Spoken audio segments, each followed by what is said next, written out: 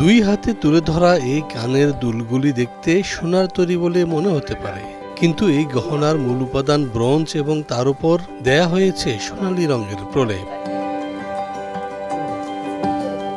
শত বছর ধরে এ ধরনের ব্রোঞ্জের গহনা তৈরি করে এবার জিআই পণ্যের স্বীকৃতি আদায় করলেন গোপালগঞ্জ জেলা প্রশাসন।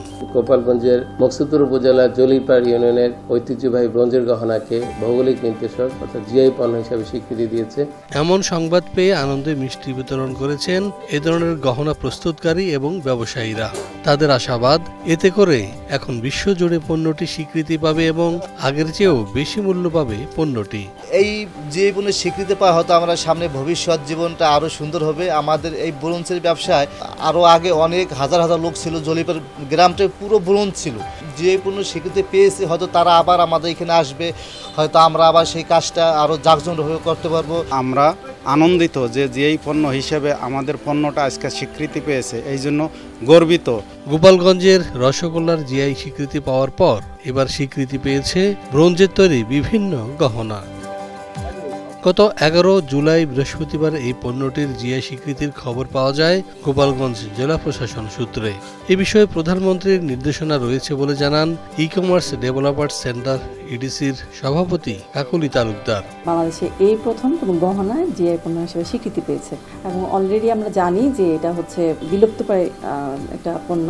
মাননীয় প্রধানমন্ত্রী যে লিস্ট করেছেন সেখানে বলেছেন সেখানে বিলুপ্তপ্রায় যে পণ্যগুলো রয়েছে সেগুলোকে ফার্স্ট প্রায়োরিটি দিয়ে যেন জিআই পণ্য করা হয় অতি সত্বর।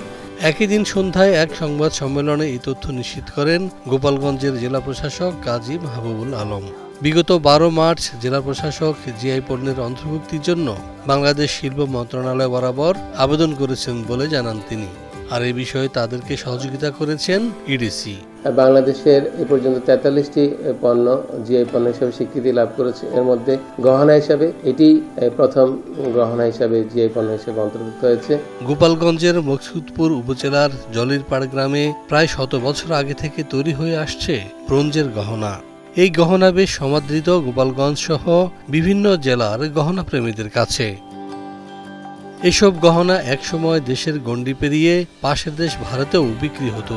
তখন থেকেই জলিরপাড়ের এই গহনা মার্কেট ছোট কলকাতা বলে আখ্যায়িত করত বণিক শ্রেণীর লোকেরা। গোপালগঞ্জ জেলা শহর থেকে 35 কিলোমিটার দূরে মকসুদপুর উপজেলার জলিরপাড় বাস স্ট্যান্ড সংলগ্ন এলাকায় ব্রোঞ্জের গহনা বিক্রির জন্য একটি বাজার গড়ে ওঠে।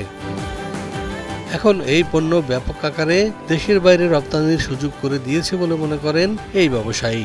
মাঝে সেটা বিলুপ্ত হওয়ার পথে ছিল, এখন আমরা আবার চেষ্টা করতেছি যাতে মালটা ডেভেলপ করা যায় আর ভালো উন্নত করে বিদেশে পাঠাতে পারি, এই চেষ্টা করতেছি। যেমন চায়না মাল বিদেশ থেকে আসে, ইন্ডিয়ান মাল আসে আমাদের বাংলাদেশে, এখন আমাদের মালটা কীভাবে বিদেশে পাঠাইতে পারি ওই চেষ্টা আমরাও চালাইতেছি। এই শিল্পটিকে টিকিয়ে রাখতে কুটির শিল্পনগরী গড়ে তোলা, শিল্পীদের গহনার ডিজাইন সরবরাহ ও কাঁচামালের সহজলভ্যতা নিশ্চিত সহ বিভিন্ন উদ্যোগ গ্রহণ করা হয়েছে বলে জানান জেলা প্রশাসক।